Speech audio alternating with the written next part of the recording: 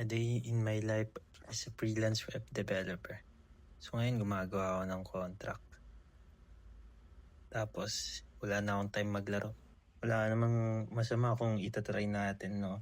So yun, pumunta na nga ako ng cash and carry para magpa-print ng contract namin na kailangan i-sign ni customer. So syempre kailangan ko i-check. Nagbabayad ako ng tama eh. So ito, naghintay kami ng bus. And tamang scroll habang bumabiyahe. Punta sa venue, papunta kay customer. Di ko alam kung bakit ginagawa ko to.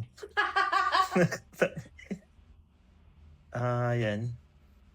Meron nagpa-picture sa atin. Kunwari famous. Dito na ako sa South Mall pala, guys. O yun. So, fast forward, pinagpawisan ako, nagpalit ako ng damit. So, kinausap ko na si customer. Okay. Kunwari maalam, ito yung bagong logo mo ha. Gagamitin natin yan sa website mo. Siyempre, yung mga partners mo, dapat kasama yan. Yan kasama na si tropang Daniel. Sobrang solid yan. Okay, so, kunwari seryoso. Pards? Hanap na tayo bang may inuman? Teka. Di ko sure. Business muna.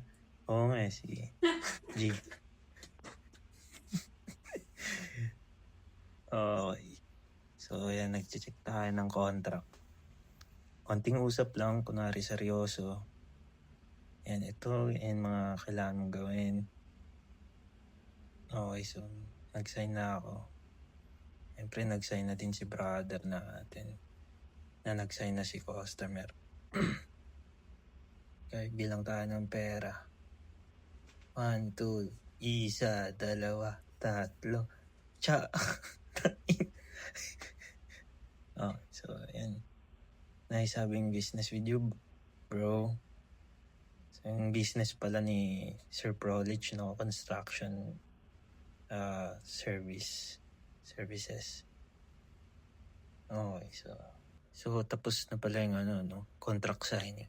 Yun, dinidiscuss namin kay customer. Ano yung mga features na dapat nandun sa website niya. So, ayun nga. Dito nakalimutan ko magdala ng laptop, kaya sa phone ko na lang ipin-resent. So, buti na lang matyaga yung customer natin, no? Actually, prototype lang kasi to kasi nagbayad pa lang siya ng down payment. Supposedly, gagawin lang namin yung project kapag nagbayad na siya ng down payment. So, ang ginawa kasi namin, since meron kami pang pending na customer, inuna muna namin yung prototype ni Sir Prolich. Yan.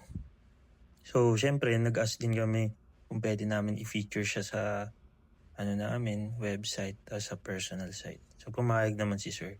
Sobrang bait. Ayun. So, done deal na tayo. Salamat sa pakikinig.